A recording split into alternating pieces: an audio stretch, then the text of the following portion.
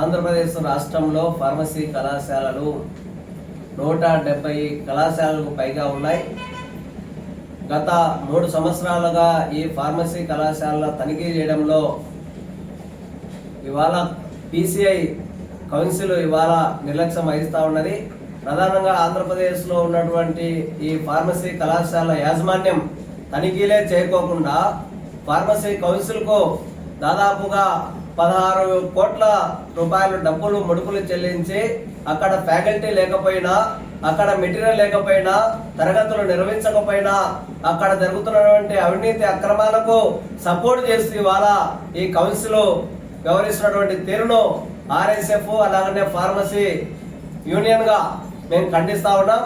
ఈ రాష్ట్రంలో జరుగుతున్నటువంటి ఈ అక్రమాలు ఏవైతే ఉన్నాయో ఫార్మసీ అక్రమాల మీద ఇప్పటికే మేము కేంద్ర ఫార్మసీ కౌన్సిల్ కు కంప్లైంట్ చేయాలని చెప్పి కూడా నిర్ణయం తీసుకున్నాం. అయితే రాష్ట్రంలో ఉన్నటువంటి ఈ ఎవరైతే బడా బాబులు ఈ కార్పొరేట్ గద్దల్లోకి చేరి ఈ మాఫియాకు అండదండలు అందిస్తున్నటువంటి ఈ కౌన్సిల్ మీద చర్యలు తీసుకోవాలి. తక్షణమే రాష్ట్రంలో ఈ ఫార్మసీ కళాశాలల మీద పూర్తి స్థాయి విచారణ చేపట్టాలి.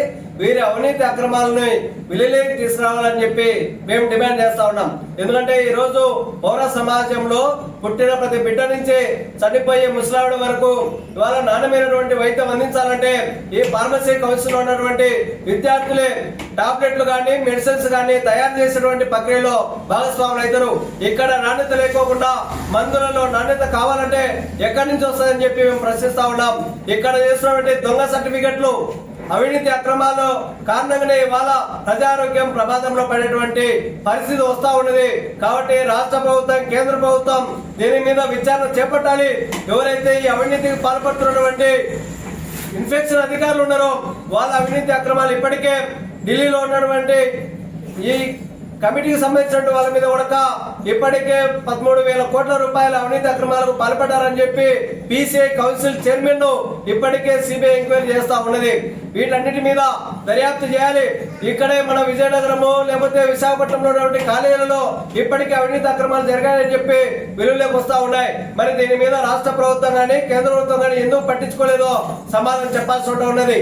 ఈ రాష్ట్రంలో ఉన్నటువంటి వైద్య శాఖ మంత్రి సత్యకుమార్ యాదవ్ గారు ఈ ఫార్మసీ కళాశాల మీద మీరు తీసుకునేటువంటి చర్యలేయో బహిర్గతం చేయాలని చెప్పి మేము డిమాండ్ చేస్తా ఉన్నాం. ఈ అంశాల మీద రానున్న రోజుల్లో పెద్ద ఎత్తున పోరాటం చేస్తాం.